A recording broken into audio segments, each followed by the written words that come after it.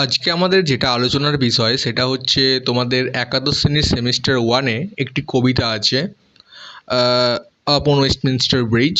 তো এই কবিতাটা সম্পর্কে আজকে আমরা আলোচনা করব। দেখো, কম্পোজড আপন ওয়েস্টমিনস্টার ব্রিজ, এই কবিতাটার লেখক হচ্ছেন উইলিয়াম ওয়ার্ডসওয়ার্থ। তো আমরা আজকের ভিডিওতে পুরোপুরি সমস্ত বিষয়টি আলোচনা করব, যেমন উইলিয়াম ওয়ার্ডসওয়ার্থ সম্পর্কে, এর পাশাপাশি রোম্যান্টিক লিটারেচার পিরিয়ড সম্পর্কে, তারপরে এটা সনেট সম্পর্কে আলোচনা করব। যেহেতু এটা কোনো কবিতা নয়, এটা সনেট ফর্মে কবিতা, তার জন্য আমরা এটা সম্পর্কে আলোচনা করব। এর পাশাপাশি আমরা কবিতাটা line by line Bengali discussion করব। এবং দেখবে তোমাদের ওখানে যে দুখানা কোয়েশ্চেন আছে, ওখানে দেখবে লাস্টের কোয়েশ্চেনটাতে বলা হয়েছে এটা রেটোরিক্যাল ডিভাইসেস একটা কথা বলা হয়েছে, যার জন্য এই কবিতাটাতে যে রেটোরিক্যাল ডিভাইসেসগুলো রয়েছে, তো সেই রেটোরিক্যাল ডিভাইসেসগুলো কীভাবে এখানে আলোচনা করা হয়েছে সেটা সম্পর্কেও আমরা আলোচনা করব। তো চলো এবার শুরু করা যাক। কম্পোজড আপন ওয়েস্টমিনস্টার ব্রিজ, এটা শুরু করার আগে আমরা প্রথম জানবো উইলিয়াম ওয়ার্ডসওয়ার্থ সম্পর্কে। তো উইলিয়াম ওয়ার্ডসওয়ার্থের কবিতা কিন্তু তোমরা এর আগেও পড়েছো ক্লাস 7-এ উই আর 7 সম্পর্কে। তো উইলিয়াম ওয়ার্ডসওয়ার্থ তিনি যে রোম্যান্টিক লিটারারি পিরিয়ডের কবি, 1770 থেকে 1850 পর্যন্ত ওনার সময়কাল ছিল। তো এই উইলিয়াম ওয়ার্ডসওয়ার্থকে সাধারণত রোম্যান্টিক পিরিয়ডের একজন শ্রেষ্ঠ কবি হিসাবে ধরা হয়। এর পাশাপাশি ওনার একটা বিশেষ কীর্তি আছে, সেটা হচ্ছে লিরিক্যাল ব্যালেডস, একটা কবিতা সংকলন, একটা বই যেটা উইলিয়াম ওয়ার্ডসওয়ার্থ এবং কোলরিচ দুজনে মিলে সম্পাদনা করেছিল। তো এই লিরিক্যাল ব্যালেডস 1798 খ্রিস্টাব্দে প্রকাশিত হয়েছিল। এবং এর পাশাপাশি মনে করা হয় রোম্যান্টিক লিটারারি পিরিয়ডের সবথেকে শ্রেষ্ঠ কবি হচ্ছেন এই উইলিয়াম ওয়ার্ডসওয়ার্থ। তো এবারে কথা বলি রোম্যান্টিক লিটারারি পিরিয়ডের বিষয়ে। তো রোম্যান্টিক লিটারারি পিরিয়ড মানে হচ্ছে এখানে কবিতার ক্ষেত্রে বা কবিরা যখন একটি কবিতাকে লিখছেন, তখন সেক্ষেত্রে ওনারা কবিতার যে সিরিয়াস থিম তার বাইরে গিয়ে আর্টিস্টিক, মিউজিক্যালি, তারপর নেচার কানেক্টেড এই সমস্ত থিমগুলোকে কবিতার সঙ্গে যুক্ত করছেন। দ্যাট মিন্স, যদি বলা সহজ কথায়, তো এইখানে কবিরা তাদের কবিতায় সিরিয়াস থিমের বাইরে গিয়ে তারা মানুষের সাথে নেচারের কানেকশানটা এবং গডের কানেকশানটা তারা কিন্তু তাদের কবিতাতে তুলে ধরছেন। এবং এই কবিতাগুলো যথেষ্ট পরিমাণে উন্নত ছিল। এবং উইলিয়াম ওয়ার্ডসওয়ার্থ সহ আরও বেশ কিছু মানুষ যারা এই রোম্যান্টিক লিটারারি পিরিয়ডের সাথে যুক্ত, যেমন হচ্ছে কোলরিচ, তারপরে রবার্ট ব্রাউনিং, জন কিটস, পিসি শেলি, থমাস ডি কোয়েন্স, তো এরকম মতো বেশ কিছু পোয়েট যারা এই লিটারারি পিরিয়ডেতে তারা কাজ করেছেন এই রোম্যান্টিক লিটারেচার নিয়ে। তো এইখানেতে এই যে রোম্যান্টিক লিটারেচার, এখানেতে আবেগ এবং মানুষের ব্যক্তিত্বের ওপরে জোর দেওয়া হয় এবং এর পাশাপাশি অতীত প্রকৃতির যে সৌন্দর্য সেইটা নিয়েও কিন্তু কথা বলা হয়। আমরা যখন এই কবিতাটা যখন পড়ব, তো আমরা ওয়ার্ডসওয়ার্থের কার্যক্রম দেখতে গেলে দেখব যে উনি একটা থিওরি ওনার কবিতাতে ইউজ করেছেন, সেটা হচ্ছে প্যানথেইজম থিওরি, যেটা আমরা এই কবিতার মধ্যেও পাবো। তো প্যানথেইজম থিওরিটা কি? এটা একটা ফিলোসফিক্যাল থিওরি, দার্শনিক তত্ত্ব, যেখানেতে সমস্ত কিছুর জন্য ঈশ্বরকে ধন্যবাদ দেওয়া। এই যে সৃষ্টি, এই যে আমাদের আশেপাশে যে এত সুন্দর নেচার, প্রকৃতি, এই সৃষ্টিটা কার জন্য? এই সৃষ্টিটা হচ্ছে গড সৃষ্টিটা করেছে। এবং আমরা যে পৃথিবীতে আছি সেটাও কিন্তু গডেরই এক প্রকার অনুদান আর কি, হাত আছে, যে আমাদেরকে উনিই পৃথিবীতে পাঠিয়েছেন এবং ওনার নির্দেশেই আমরা সমস্ত কিছু করছি। তো এইটাই হচ্ছে আমাদের ঐশ্বরিক মতবাদ বা ঈশ্বরের প্রতি একটা আনুগত্য প্রকাশ করা বা ঈশ্বরের প্রতি একটা ভালোবাসা প্রকাশ করা। তো আমাদের আশপাশে যে এত সুন্দর সুন্দর ঘটনা বা যে সমস্ত জিনিস, একটা বিউটিফুল সিনারি যে আমরা দেখতে পাচ্ছি, চারপাশে যে সবুজ গাছ বা নীল জল, এই যে এত সুন্দর যে ঘটনাগুলো আমাদের চারপাশে যে দেখতে পাচ্ছি, এই সমস্ত কিছুর জন্য কিন্তু আমাদের গডের প্রতি একটা আনুগত্য প্রকাশ করা দরকার। বিকজ আমরা এত সুন্দর এত ভালো কিছু দেখতে পাচ্ছি, সমস্তই গড কিন্তু পুরো জিনিসটাই ক্রিয়েট করেছেন এবং আমরা সেই বিষয়টা উপভোগ করতে পারছি। তো মানে প্যান্থিজম থিওরিতে বলা হয় যদি তুমি তোমার মনের মধ্যে শান্তি পেতে চাও তাহলে ঈশ্বরের প্রতি বিশ্বাস রাখো, সমস্ত যা কিছু হচ্ছে তুমি সব কিছু ভাবো ঈশ্বরের নির্দেশেই হচ্ছে, তাহলে কিন্তু তুমি পৃথিবীতে সত্যিকারের শান্তি পেতে পারবে। এটাই প্যান্থিজম থিওরির হচ্ছে মূল কথা। এবং আমাদের যে কবিতা হচ্ছে মানে কম্পোজড আপন ওয়েস্টমিনস্টার ব্রিজ, এই কবিতাতেও কিন্তু আমাদের হচ্ছে মানে ওয়ার্ডসওয়ার্থ তিনি কিন্তু ওই প্যান্থিজম থিওরি দেখিয়েছেন, এর পাশাপাশি তিনি কিন্তু নেচারেরও কথা উল্লেখ করেছেন। নেক্সট যেটা আলোচনা করব যে এটা একটা সনেট। হ্যাঁ, এটা একটা সনেট। তো এটা কীভাবে সনেট সেই বিষয়ে আলোচনা করব। আমরা সনেট সম্পর্কে এখন আলোচনা করব। এরপরে আমরা কবিতাটা ব্যাখ্যা করার শেষে আমরা আলোচনা করব যে এটাকে কি মানে অ্যাকচুয়ালি এটাকে সনেট বলা যায়, সেইটা সম্পর্কে আলোচনা করব। দেখো, একটা সনেট হতে গেলে তাকে একটা কিছু মানে নির্দিষ্ট জিনিস মেনটেন করতে হবে। সেটা হচ্ছে একটা সনেট সাধারণত 14 লাইনের কবিতা হয় এবং সেই 14টা লাইন দুটি ভাগে বিভক্ত থাকে। একটা হচ্ছে অক্টেভ আর একটা সেস্টিভ। অক্টেভ হচ্ছে সাধারণত 8 লাইনের হয়ে থাকে আর সেস্টিভ সাধারণত 6 লাইনের হয়ে থাকে। অক্টেভের যে 8 লাইন, সেই 8 লাইনের মধ্যে কবি কিন্তু একটা প্রপোজন সেট করে থাকে এবং যে সেস্টিভে 6 লাইন, সেখানে কবি একটা কিন্তু রেজুলেশন কিন্তু সেখানে প্রকাশ করে থাকে। অর্থাৎ 8 লাইনে তিনি একটা সিচুয়েশন ক্রিয়েট করবেন এবং শেষ 6 লাইনে তিনি সেইটা সম্পর্কে তার যে মানে মতামত, নিজস্ব মতামত, সেটাকে তিনি ব্যাখ্যা করবেন। এবং এই সেস্টিভের প্রথম যে লাইনটা, অর্থাৎ আমাদের গোটা হোল কবিতা, হোল পোয়েমটার 9 নম্বর যে লাইনটা, এটাকে বলা হয় ভোল্টা পার্ট। কারণ এখান থেকেই কবি কিন্তু তার নিজস্ব যে ভাবনা চিন্তা, সেই নিজস্ব ভাবনা চিন্তাটাকে কিন্তু কবি তার ব্যাখ্যা করবেন।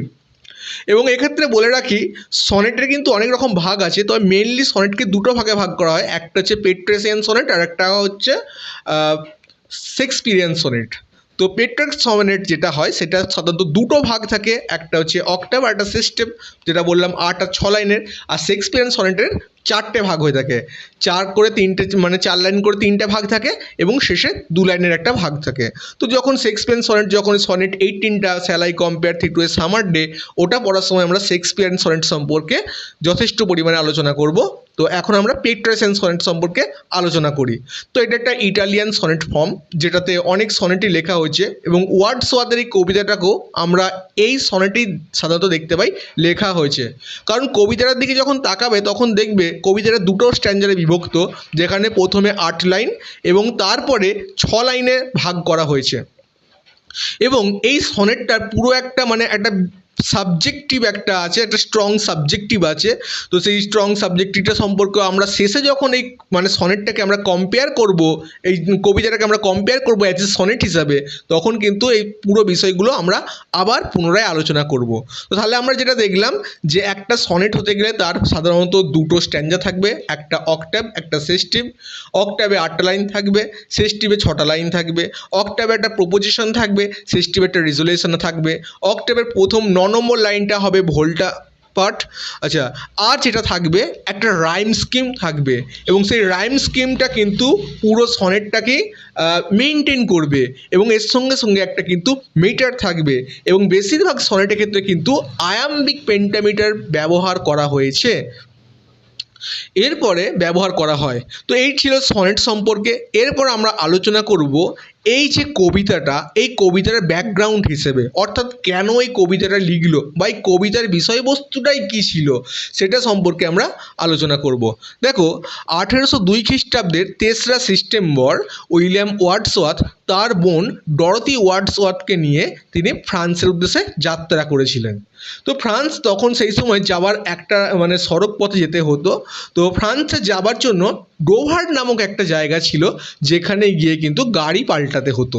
তো তিনি মানে ঘোড়ার গাড়ি করে যাচ্ছিলেন। তো ডোভার থেকে লন্ডন যাওয়ার পথেই থাকতো কিন্তু ওয়েস্টমিনস্টার ব্রিজ। তো আমরা এখানে দেখলাম যে কম্পোজড আপন ওয়েস্টমিনস্টার ব্রিজ। এই ওয়েস্টমিনস্টার ব্রিজটা হচ্ছে একটা মানে লন্ডনের একটা বিখ্যাত ব্রিজ, যেটা ট্যুরিস্ট স্পট হিসেবে খুব বিখ্যাত এবং লন্ডনের একটা বিশিষ্ট মানে স্থাপত্য আর কি এটা। তো যখন তিনি ডোভার যাবার পথে, তো তিনি যখন ওই ওয়েস্টমিনস্টার ব্রিজে কাছে এলেন, তখন সেই মুহূর্তে তিনি ওয়েস্টমিনস্টার ব্রিজের ওপর থেকে লন্ডনের ভোরবেলার একটা সুন্দর দৃশ্য একটা বিউটিফুল নেচার তিনি দেখতে পেলেন, এবং যেটা দেখার পর তিনি সেই মুহূর্তে ওই ওয়েস্টমিনিস্টার ব্রিজে গাড়ি থামিয়ে তিনি সেখান থেকে নেমে সৌন্দর্যটাকে উপভোগ করলেন, এবং তার যে মনের যে ফিলিংসটা সেটাকে প্রকাশ করে তিনি ওই স্থানে সেই সময় বসেই এই কবিতাটা কিন্তু রচনা করেছিলেন, এবং তার ডেটটা ছিল 3rd সেপ্টেম্বর 1802, যার জন্য এটাকে বলা হয় কম্পোজড আপন ওয়েস্টমিনিস্টার ব্রিজ 3rd সেপ্টেম্বর 1802। এবং এই কবিতাটা পরবর্তীকালে 1807 অর্থাৎ 1807 সালে প্রকাশিত হয়েছিল। আচ্ছা, তো তাহলে উনি ডরোথি ওয়ার্ডসওয়ার্থ এবং উইলিয়াম ওয়ার্ডসওয়ার্থ যাবার পথে তিনি লন্ডনের সৌন্দর্যটাকে নিয়ে তার এই কবিতাতে তিনি লিখেছেন। এবার দেখো আমরা কবিতাটায় চলে আসি, এবং কবিতাটাতে গিয়ে আমরা আলোচনা করব বা দেখব তিনি কিভাবে তার এই নেচারটাকে তিনি এখানে উপস্থাপন করছেন, তার পাশাপাশি তিনি কিভাবে এখানে প্যান্থেইজম থিওরিটাকে তিনি এখানতে তুলে ধরেছেন। মানে প্রথম লাইনই বলছে, আর্থ has not anything to show more fair. পৃথিবীতে আর এর থেকে সুন্দর দেখানোর কিচ্ছু নেই। ঠিক আছে, মানে উনি বলছেন যে গোটা পৃথিবী যদি ঘুরে ফেলি তাহলে কিন্তু এর থেকে সুন্দর দৃশ্য আমার মনে হয় না আমি আর কোথাও কিছু দেখতে পারবো। তো দ্যাট মিন্স এটা কিন্তু প্রথমেই তিনি একটা রেটোরিক্যাল ডিভাইসেস এখানে ইউজ করেছেন, যেটার নাম হচ্ছে হাইপারবোল। হাইপারবোল হচ্ছে এক ধরনের রেটোরিক্যাল ডিভাইসেস যেখানে বক্তা যখন কোনো কিছুকে দেখে প্রচণ্ড পরিমাণে আনন্দিত হয় বা মানে যখন তার একটা মনের একটা ফিলিংস একটা তৈরি হয়, এবং সেই ফিলিংসটাকে প্রকাশ করার জন্য তিনি যে রেটোরিক্যাল ডিভাইসেসটা ইউজ করেন সেটাকে বলা হচ্ছে হাইপারবোল রেটোরিক্যাল ডিভাইস। এটা এক ধরনের অলংকার। তো যখন এই ঘটনাটা দেখছেন, যে মানে লন্ডনের অবস্থাটা যখন দেখছেন, তখন কিন্তু তার মধ্যে একটা দারুণ একটা মানে চূড়ান্ত একটা আবেগ সৃষ্টি হচ্ছে, যেটা তিনি প্রকাশ করার জন্য এক কথাতেই বলছেন যে পৃথিবীর আর তুমি যেখানেই ঘোরো কোথাও এত সুন্দর দৃশ্য তুমি দেখতে পাবে না কো। তারপরে dull would he be of soul who could pass by. বলছে সেই ব্যক্তি, ডাল উড হি, সেই ব্যক্তি of soul who could pass by, মানে সেই ব্যক্তি এটাকে পাশ কাটিয়ে চলে যেতে পারবে যার মনের মধ্যে সম্পূর্ণ নীরস, অর্থাৎ যার মনের মধ্যে কোনো রকম ইমোশনাল বলে একটা জিনিস নাই গো, সে কিন্তু এই সৌন্দর্যটাকে পার কাটিয়ে দিব্যি চলে যেতে পারবে। দ্যাট মিন্স সে কি মানে যেই ব্যক্তির মধ্যে ইমোশনাল এমন একটা মানে একটা ফিলিংস নেই যার মধ্যে, সে কিন্তু এইটার জন্য থামবে না, তার কাছে এটা কিছু মনেই হবে না কো, সে আরও অন্যান্য 5টা মানুষের মতো এটা একটা সিম্পল জিনিস বলে সে সেটাকে এড়িয়ে চলে যাবে। A sight so touching in its majesty. তো বলছি যে এই রকম একটা দৃশ্য যা তার মহিমা আমাদের হৃদয় স্পর্শ করে। তাহলে আমরা এটা কিন্তু বুঝতে পারছি যে আমাদের এখানে ওয়ার্ডসওয়ার্থ তার যে হৃদয়ের যে বক্তব্য, তার হৃদয়ের যে আবেগ, সেটা কিন্তু তিনি এই কবিতার মাধ্যমে প্রথমেই তিনি প্রকাশ করছেন, তার যে ভালো লাগাটা সেটা কিন্তু তিনি প্রকাশ করছেন। The city now doth like a government wear. The city now doth, এখানে ডথ কথাটা ইউজ হয়েছে। ডথটা হচ্ছে এটা মানে ওল্ড ইংলিশে ডথ কথাটা ইউজ করা হতো, যার নিউ ফর্ম হচ্ছে ডাজ। তো the city now doth like a government wear. তো এইখানে বলছে যে শহরটা যেন একটা পোশাক পরিধান করেছে। তো এইখানেটা কিন্তু রেটোরিক্যাল ডিভাইস পাওয়া যায়, যেটার নাম হচ্ছে পার্সনিফিকেশন। তো পার্সনিফিকেশন রেটোরিক্যাল ডিভাইসেসটা তখনই ইউজ করা হয় যখন কোনো জড়বস্তুর ওপরে মানব সত্তাকে অধিষ্ঠান করানো হয়, কোনো মানব সত্তাকে আরোপ করা হয়। দ্যাট মিন্স আমরা যে এখানে শহরটা দেখছি, শহরটা কিন্তু কোনো মানব সত্তা নয়, শহরটা কিন্তু কোনো মানব সত্তা নয়, তারপরও কিন্তু আমরা শহরটাকে মানব সত্তা হিসাবেই প্রকাশ করছি, কারণ মানুষ পোশাক পরে, কোনো জড়বস্তু পোশাক পরে না কো। বাট কবি এইখানে শহরের মানে শহরের সকালের সৌন্দর্যটাকে প্রকাশ করার জন্য তিনি বলছেন যে এই শহরটা সকালের সৌন্দর্যটাকে পোশাক হিসাবে পরিধান করেছে, the beauty of the morning. তাহলে সকালেরই সৌন্দর্যকে সে পোশাক হিসাবে পরিধান করছে। তাহলে শহরটা কি পরিধান করছে, পোশাকটা কি ছিল না সকালের সৌন্দর্য, সাইলেন্স বেয়ার। সেটা কীরকম সাইলেন্স অর্থাৎ নিস্তব্ধ, আর বেয়ার, বেয়ার অর্থাৎ হচ্ছে উন্মুক্ত। তাহলে তার যে পোশাকটা সেরকম কীরকম মানে সেটা হচ্ছে নিস্তব্ধ এবং সেটা উন্মুক্ত। Ships, towers, domes, theatres and temples lie. Ships মানে জাহাজ, টাওয়ার্স মানে মিনার, ডোমস মানে গম্বুজ, থিয়েটার মানে নাট্যশালা অ্যান্ড টেম্পলস লাই।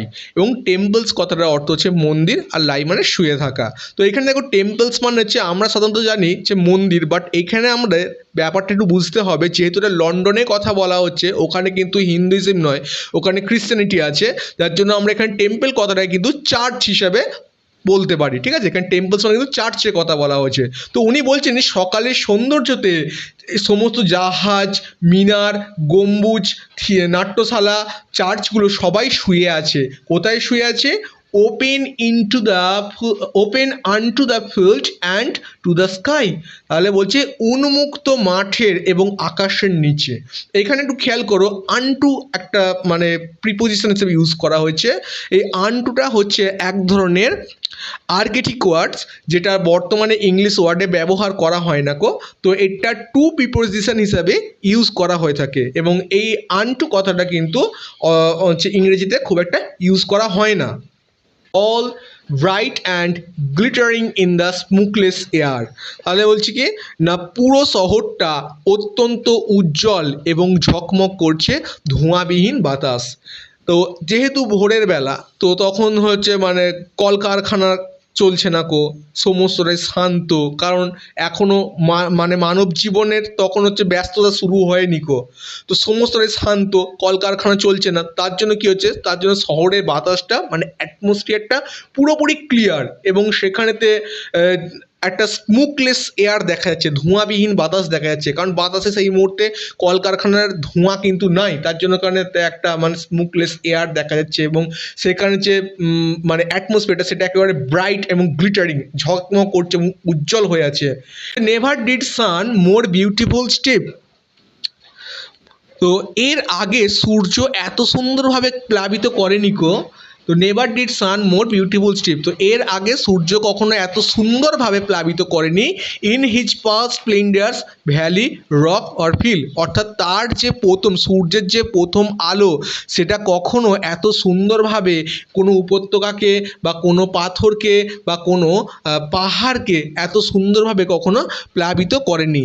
এখানেও কিন্তু একটা রেটোরিক্যাল ডিভাইসেস ইউজ হয়েছে, সেটা হচ্ছে হাইপারবোল। তো কবি বলছেন যে এর আগে সূর্য কখনো এত সুন্দরভাবে একটা উপত্যকা বা একটা পাথর বা একটা পাহাড়কে কখনো প্লাবিত করেনি। দ্যাট মিন্স এখানে কবি যেটা বোঝাতে চাইছেন সেটা কি সম্পূর্ণ সত্য? কারণ লন্ডনেই কি শুধুমাত্র সূর্যের আলোটা গিয়ে পড়ছে, আর কি পৃথিবী কি কোথাও ভ্যালি বা কোথাও রক বা কোথাও কি হিল নেই?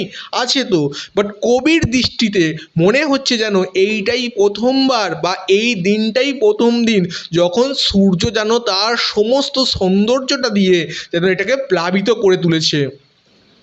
আচ্ছা, never so I never felt a calm so deep. বলছে এর আগে আমি কোনো দিন দেখিনি, কোনো দিন অনুভব করিনি এতটা প্রশান্তি, এতটা গভীরভাবে। নেভার সো, এর আগে আমি কখনো দেখিনি, নেভার সো আমি কখনো দেখিনি, নেভার ফেল্ট কখনো অনুভবও করিনি, এ কাম সো ডিপ এতটা প্রশান্তি, এতটা গভীরভাবে।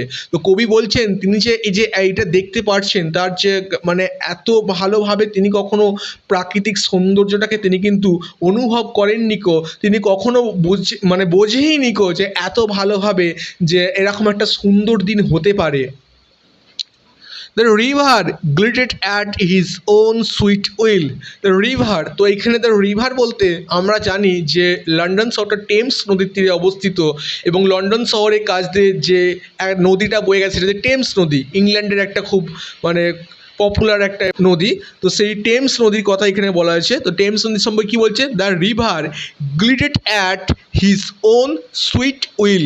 তো নদীটা তার নিজের মিষ্টি অনুযায়ী প্রবাহিত হচ্ছে, অর্থাৎ নদীটা তার নিজস্ব খেয়াল অনুযায়ী প্রবাহিত হচ্ছে। তো এইখানে একটু খেয়াল করো, the river glideth at his own sweet will.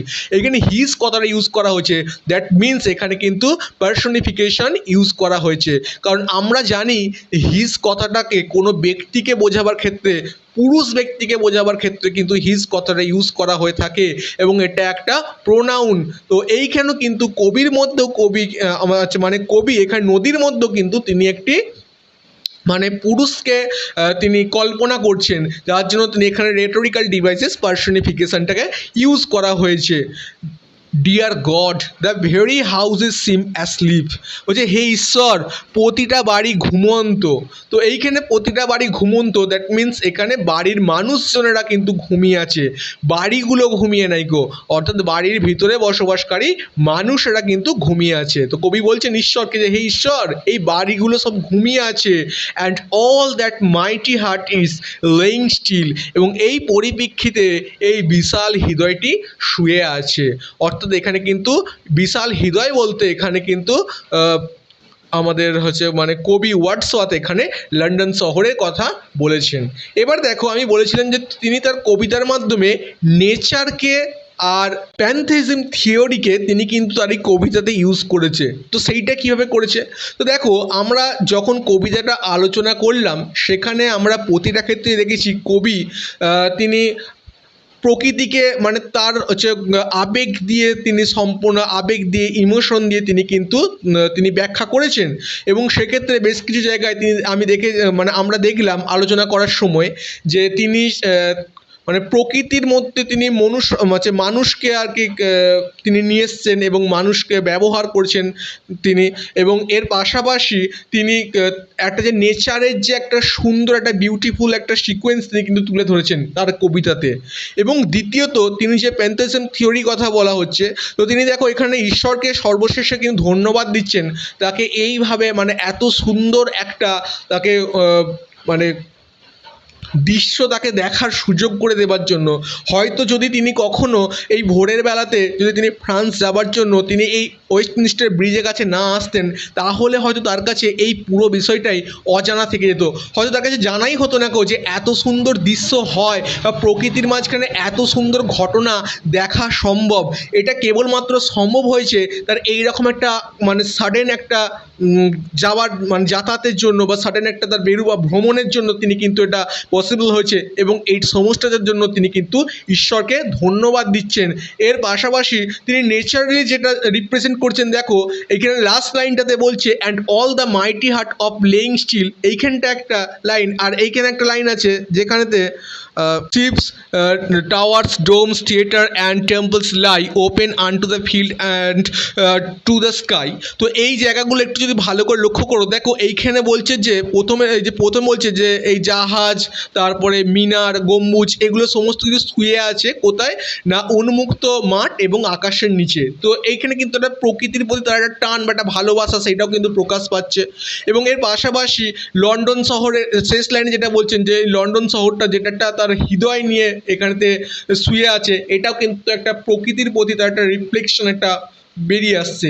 কারণ এইখানেতে যে তিনি যে মানে প্রকৃতির কথা বলছেন, এই সারা প্রকৃতির মাঝখানে মানুষের সৃষ্টি এই লন্ডন শহর কিন্তু পড়ে আছে এবং এই প্রকৃতির কোলেই সেটা কিন্তু শুয়ে আছে। এইভাবে কিন্তু তিনি লন্ডন শহরকেও প্রকৃতির একটা অংশ হিসাবে কিন্তু তার এই কবিতাতে তিনি তুলে ধরেছেন। এরপরে আমাদের লাস্ট যে বিষয়টা যে আমরা বলছিলাম যে কম্পোজড আপন ওয়েস্টমিনিস্টার ব্রিজকে আমরা কি সনেট হিসেবে তুলে ধরতে পারি? অবশ্যই আমরা তুলে ধরতে পারি। কারণ আমরা দেখো এখানে পেট্রার্ক সনেট সম্পর্কে যখন আলোচনা করলাম সেখানে বলেছিলাম যে দুটো স্ট্যান্জা থাকে কবিতার, একটা অক্টেভ একটা সেস্টিভ।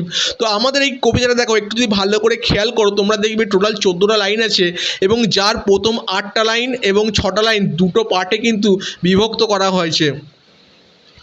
এই দেখো এখানে all bright and glittering in the smokeless air, এইখানে পর্যন্ত কিন্তু অক্টিভ, এবং তারপরে never did sun more beautiful steep, এখান থেকে কিন্তু সেস্টিভ শুরু হয়েছে।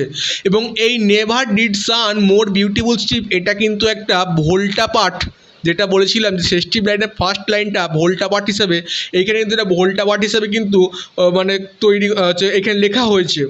এর পাশাপাশি যে কবিতার যে একটা সাবজেক্টিভ থাকবে, এখানেও কিন্তু একটা কবিতার একটা স্ট্রং সাবজেক্টিভ রয়েছে, যেটা আমরা দেখলাম যে সেটা হচ্ছে এই কবিতার স্ট্রং সাবজেক্টিভ, সেটা হচ্ছে তিনি কবি এখানে লন্ডন শহরের একটা সৌন্দর্যকে, ভোরবেলার সৌন্দর্যকে কিন্তু কবি এখানে তুলে ধরেছেন তার এই কবিতার মাধ্যমে। এর পাশাপাশি কবিতাটির যে রাইম স্কিমটা এখানে মেনটেন করেছেন কবি, সেটা হচ্ছে এবিবিএ এবিবিএ সিডি সিডি সিডি। তো এই মানে রাইম স্কিমটা এই কবিতাতে মেনটেন করা হয়েছে।